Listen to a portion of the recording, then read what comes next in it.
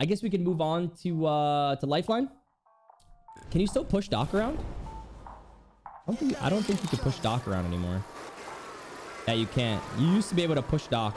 So, deploy Doc to revive teammates, leaving Lifeline free to defend.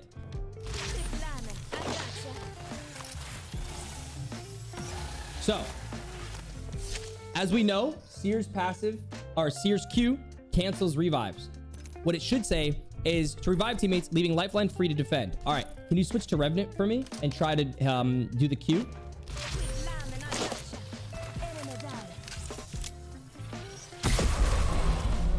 So the res still goes off. Now, I'm gonna try something else. Go. Still goes off.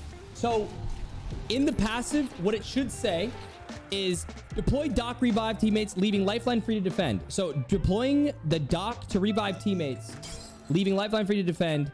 The Doc Lifeline drone is immune to silence. Is immune to silence and interrupts. If you're silenced before, yes. I understand that. Like the passive, but you're already silenced beforehand. But the actual Doc itself does not. Seer cannot cancel. Nobody can cancel it. So, the Drone of Compassion, Doc, automatically heals those near it over time. One, it doesn't show you the range. So, I believe it's like 10 meters now or something like that. Number two, if you get hit, there's a second delay where you stop getting healed. So if you take damage, the Doc drone will not heal you if you're actively receiving damage, aka thermite, aka just like any overtime effect damage. The drone won't heal you, which I think is important information in the more to know. One.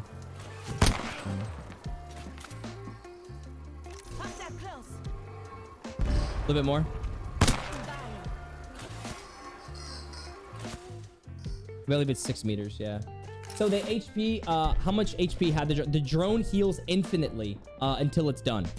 But what it doesn't tell you is how long the Q lasts. First time. So here, again, the Drone of Compassion automatically heals those near it over time. So toss a drone. 1, 2, 3, 4, 5, 6, 7, 8, 9, 10, 11, 12, 13, 14, 15, 16, 17, 18.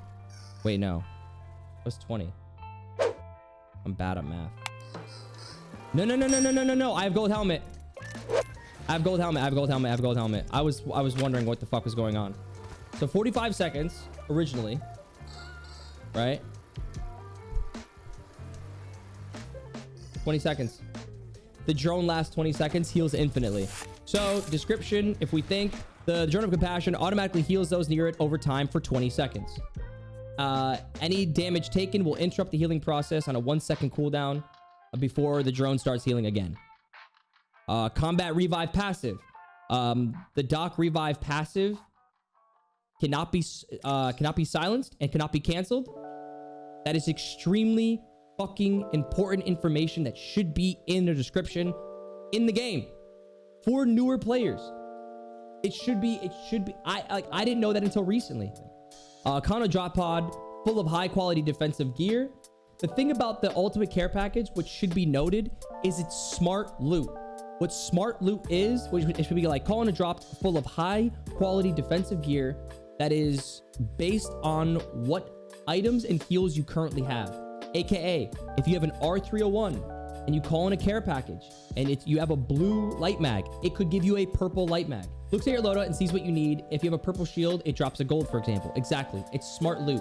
It looks at your loadout. It's kind of like the armory in Storm Point, that it sees the loot, it analyzes the loot that you have, and when a care package drops, it thinks that, okay, you need heals, you need shield cells, you need batteries, you need weapon attachments, you need better armor, and it is based on your whole team. So like a lot of times, like if you already have really good stuff, it'll see what somebody else has in the on the team, and then give them the upgraded piece of that item.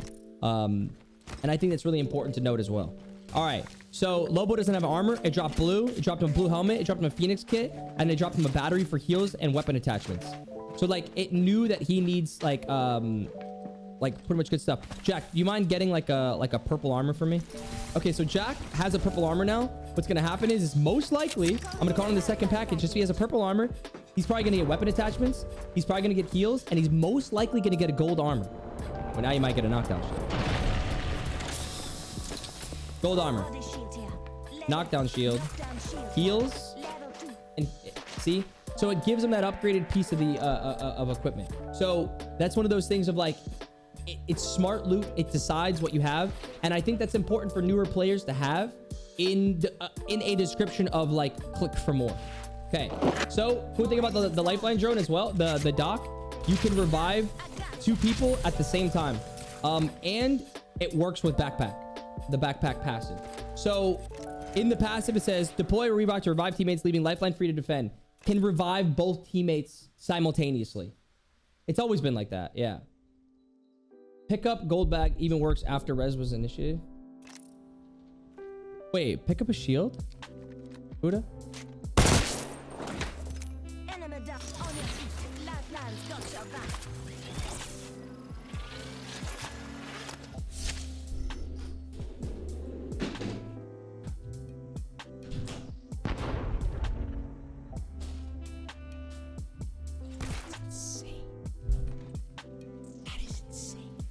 So we just learned a new bug. I don't even know if it's a bug or it's a thing in the game, but in the guide that I'm doing right now, we have learned that if you are Lifeline and you knock somebody, right? Let's say your teammate's knocked with red armor.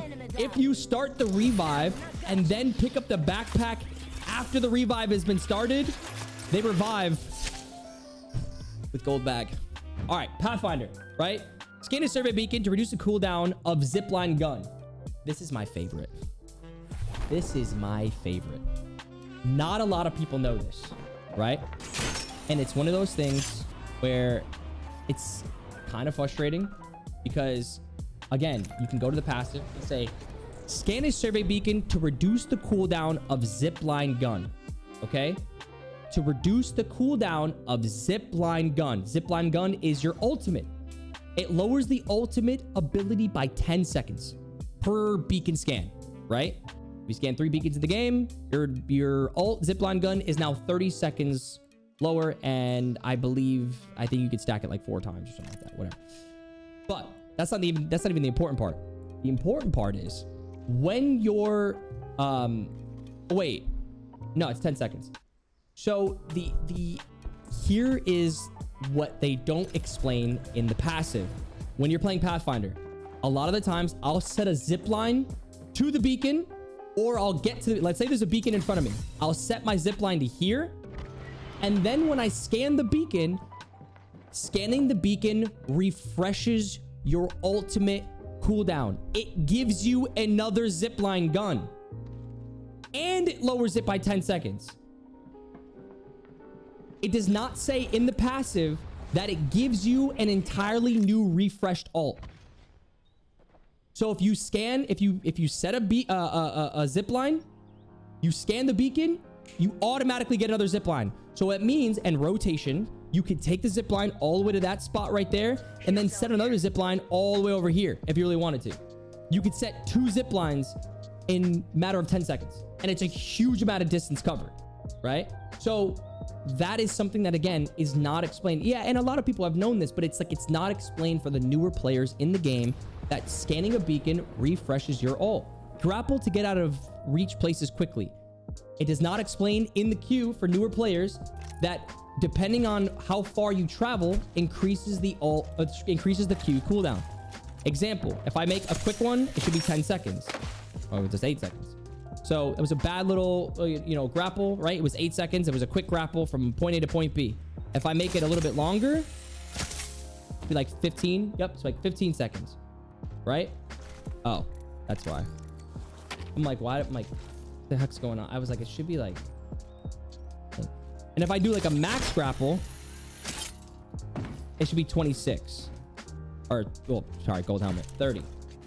So 30 seconds for a max grapple.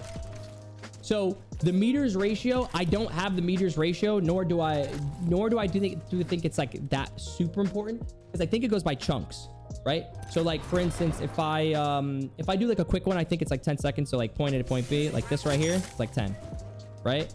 And then if I I think this one's like 18. If I do this, like right here, it's like 18. Oh, 21.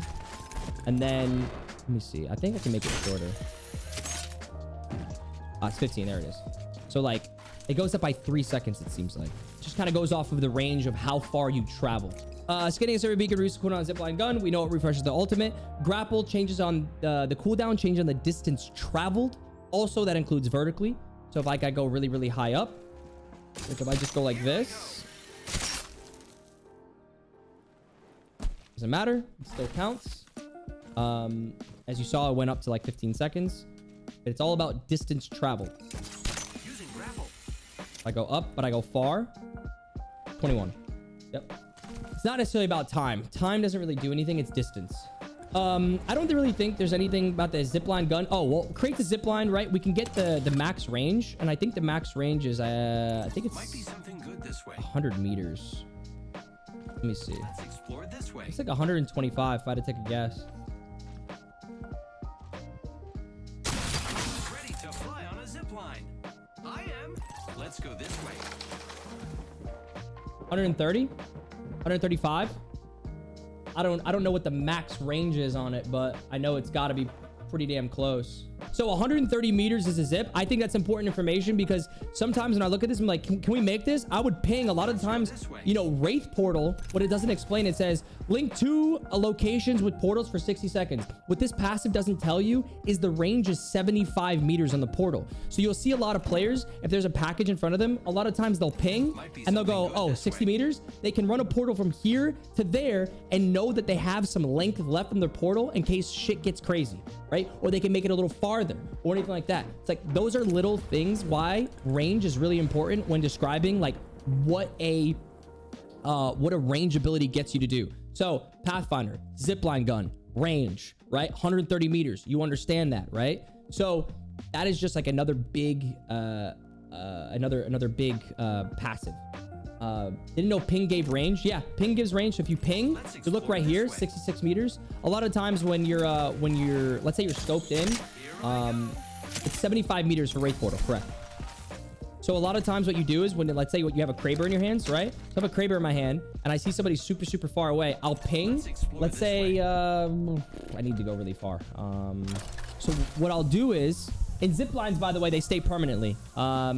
So you can go like this, you stare, it's like 200 meters, right? So 200 meters, I'll ping just in case, just to make sure that's like 200 meters.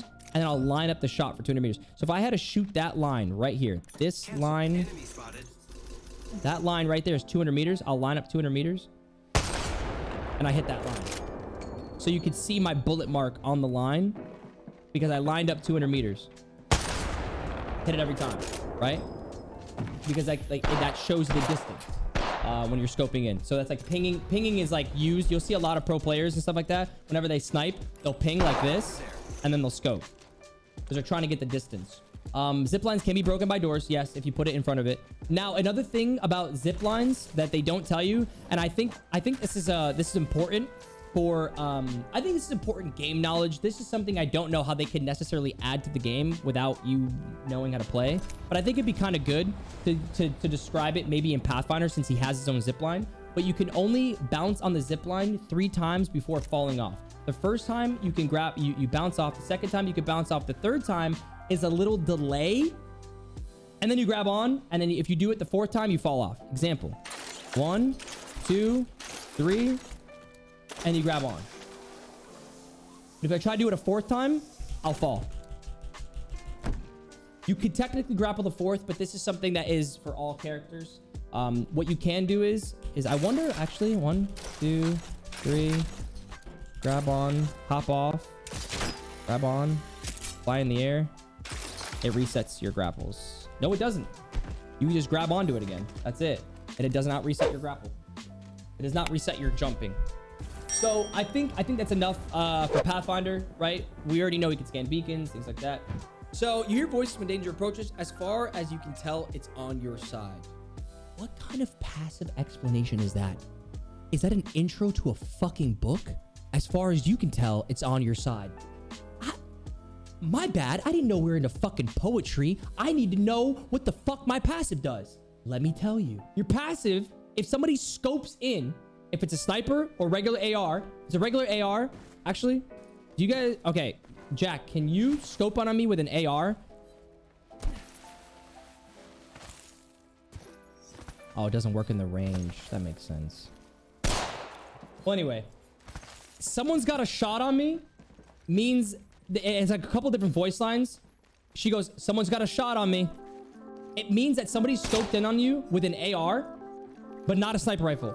If it's a sniper rifle that they're scoping in on you with, it goes sniper rifle in the area. Or like, she'll be like, watch out, sniper. Like, you'll know you're getting looked at by a longbow, a Kraber, some type of sniper weapon. So like, yeah, there's a sniper. There's different voice lines for what gun is looking at you. Her passive is ass. Her passive is probably one of the best passives in the game because it's one of those things where it's like you're rotating. I can tell you so many times where like a team's rotating and you try to rat them and things like that, and you accidentally scope in and she walks in your view and you're like, fuck, because it gives you away. It immediately, as a Wraith player, you're like, yo, somebody's looking at us. Somebody's looking at us. You're like, it immediately tells you someone's there. It tells you if there's traps near. So you'd be like, oh, trap nearby. It is one of the best passives in the game, hands down. Her passive is fucking unreal. It's amazing. It's so good. Is there a cooldown? I think there's a cooldown, but I don't know the timer. All right. Anyway, let's go back to this, right? Reposition quickly through the safety of the void space, avoiding all damage. How can we better explain this? This might not be a bad one. This might not be a bad explanation. Well, I think the delay to activate is something that, like, it's not necessarily the most important, right? That's something that someone's gonna... the reason I want to do all this is because this is stuff that is, like, important but not explained, right? Somebody that's new to Apex Legends will hit Q for the first time on Wraith and understand, oh, there's a delay, right? It's not like Bloodhound ult where, like, you get an increased timer, or Seer passive where you're going to be constantly using it and like you didn't know about the heartbeats on the enemies and things like that. Like that, I think that's more important information. The Q is like whatever. Yeah, you could say that you get a speed buff in your Q. Reposition quickly to the safety of the void space, avoiding all damage and increasing movement speed while in the void by, I don't know how much it is. Like it's like 10% or something, but you do move faster. Like 10 or 20%, you move faster. If anybody knows the actual percentage on that, that'd be great. But I don't know it. And I think that's important because there's a lot of players that will slide Q and then move faster. Yeah, you don't want to worry about the cooldown. As of right now, the cooldown is not important for the Q because you get a percentage. So it's the 30% increase in speed while in the Q. So essentially, if you're getting chased down, increasing speed by 30% is so important. Now, what they don't tell you as well is when link 2 locations with portals for 60 seconds, Wraith's ult. Here is what they should explain in the ult passive, or in the ult itself. 1, link 2 locations with portals for 60 seconds. The range of the portals is 75 meters. You'll see a lot of Wraith players. They'll see a care package. They'll click. They'll go like this. Might be something good like this. They're going, okay, this package right here is... how many meters away? How many meters away? It's not telling me. 72, 73, 75. So we started from here. Follow the tunnel.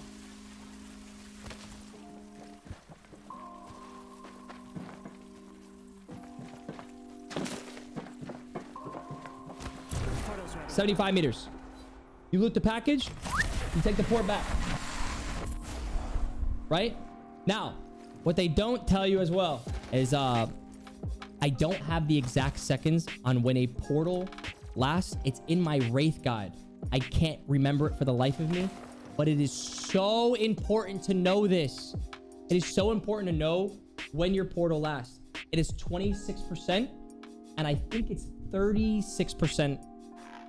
See, everyone's typing right in percentage. Okay, so we're gonna wait. We're gonna wait. 28%.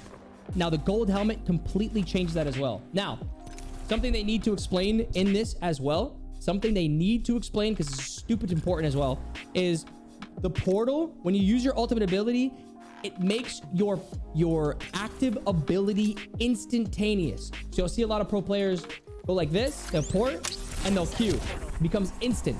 You get a 30% buff. You run around. You You place the portal. Already placed. Portals also take damage from storm. Yes. But that's something that in the game they should explain. Ooh, you know what? They should explain. They should explain that in the passives as well. So with a gold helmet, the percentage is, without a gold helmet, 28%. Yeah, I think 28% is much better. Because you'll hear a lot of pro players go, what's the percent? What's the percent? 28%. So for newer players, 60 seconds, 28% without a gold helmet. With a gold helmet, I believe it's 36, but I can't remember. 35. It's 35% with a gold helmet. So you'll hear a lot of pro teams be like, yo, it's gonna close. You got like 3%. Be like, gotta go.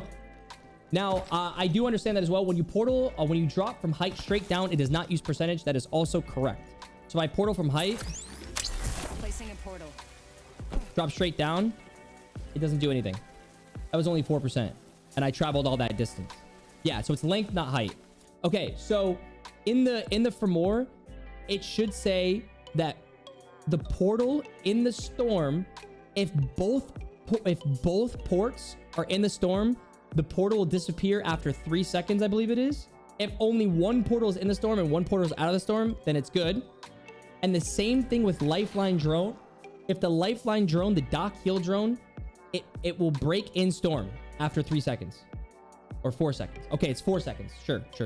4 seconds with Lifeline, 4 seconds with Wraith. I knew it was like 3 or 4 seconds. But see, that's why I'm doing this, is because for me personally, we always talk about things as like hypothetical. We're always like, yo, how long does caustic gas last? We're like, like 6 seconds, 8 seconds, something like that, right? And you're like, yeah, sure, 6 seconds, 8 seconds, right?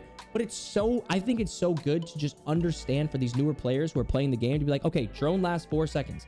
You know, portal lasts 4 seconds in the storm. You have 4 seconds. Like, it's all this information that is just not talked about that I think is super good. Firehawk launches a smoke canister that explodes into a small smoke wall on impact. Can be used. Yeah. So you can be used while healing. I mean, it technically does do 10 damage.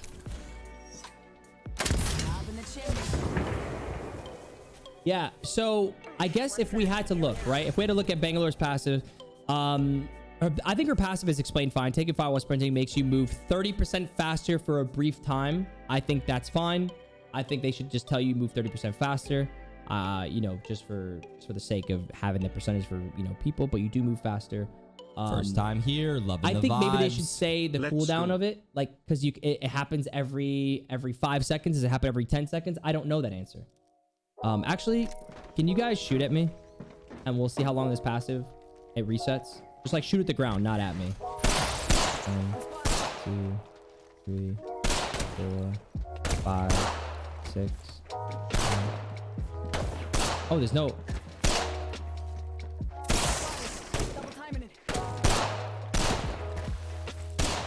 It's lasting the whole time. All right, don't shoot at me. Don't shoot at me. Don't shoot at me. Okay, shoot at me again.